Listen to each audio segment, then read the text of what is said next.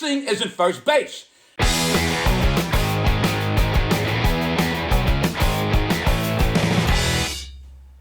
Hey, what do you hear? What do you say? My Facebook, YouTube, Twitter, Instagram, Google Plus, your sister's ass, the Pony Express, Vic Dibitetto here. So, I was sitting around doing nothing and having a little do and some nice wine, and I started thinking about the numbers game.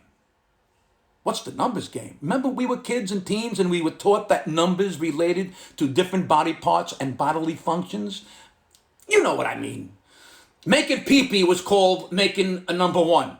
Mommy, I have to go to the bathroom. What are you making? I'm making number one. And then making a poopy was called making a number two. Simple enough, right? And just a thought, I never understood why farting and puking were never assigned numbers.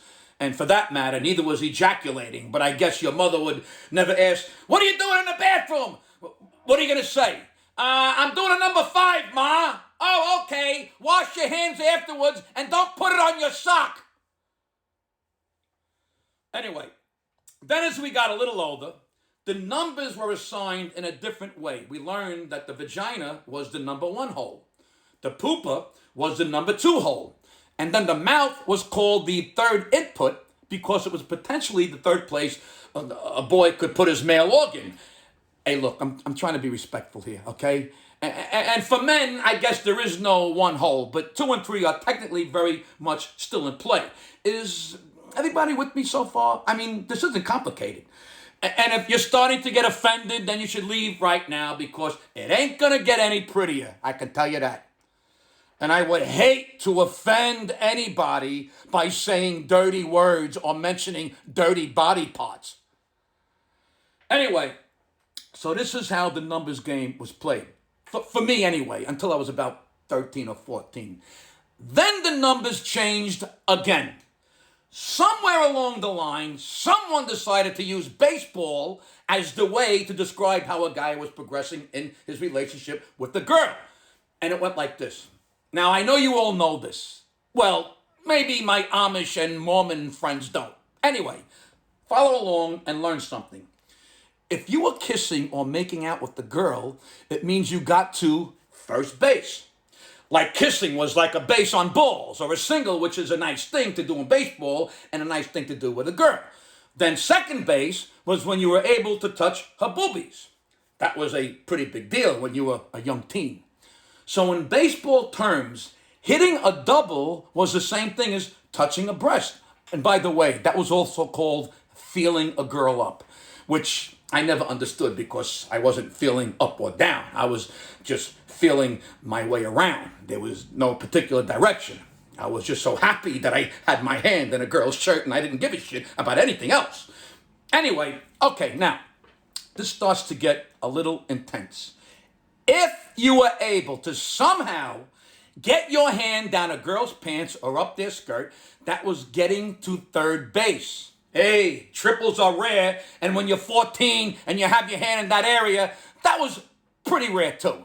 Oh, and by the way, no one, and I mean no one, knew what they were doing when they were able to get to third base. I mean, you'd start exploring that region and you can't see it. You just have your hand there, and it was like nothing I ever felt before. My friend asked me what it felt like, and I said, well, kind of like feeding a horse. Anyway, after third base, there was only one thing left to do. It was called getting to home plate or hitting a home run, and that was the ultimate grand prize.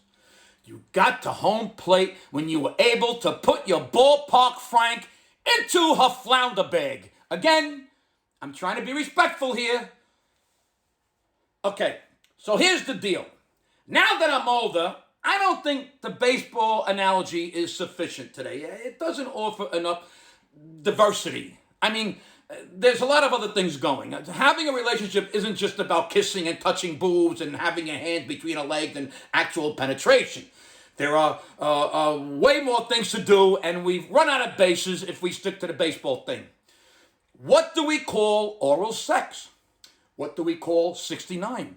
What do we call a hand job or oral sex or all of those crazy positions like doggy style or the corkscrew or the pretzel dip? No. The baseball analogy is way too limiting. So I've given this a lot of thought and decided to use football to describe the evolution of the sexual encounter. Football just seems to make way more sense because the further along you go in sex, the further down the field you move. Here, follow me. Kissing isn't first base. Kissing is now 1st and 10 from your own 25. That's a simple start, and so is a touchback on a kickoff. Gabish? Okay, once you start with the bra and you're able to do something in that region, that's how 1st and 10 from your own 35. Hey, how'd you do on your date last night?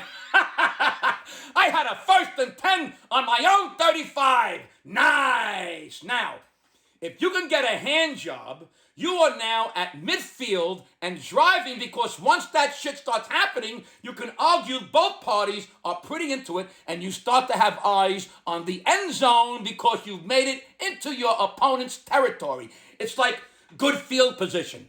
It's easy to score with good field position. Okay, now, once oral sex begins, you've moved down the field and entered the red zone because your chances of scoring go up significantly in the red zone and you can still run or pass.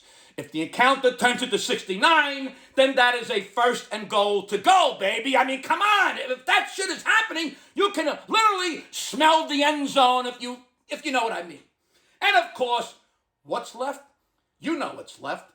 The punch that ball into the end zone for the score. And if it moves to a little keister poking, there's your 2-point conversion right there. And that's that. This isn't brain surgery. Look. We could get into some other stuff like premature ejaculation might be a false start, which is not being able to get in an erection should probably be getting sacked on 4th down because let's face it, if you can't get hard, you've given up possession of the ball, literally. And there's more if you think about it. There's so many things you can do in bed. So just remember how football works and just keep moving up and down the field and everything will be fine. Anyway, I think I covered it all. I hope this was helpful for you, especially for the Amish and my Mormon friends. And I guess the bottom line is, you have to be able to understand football to be able to apply it properly to your sex life.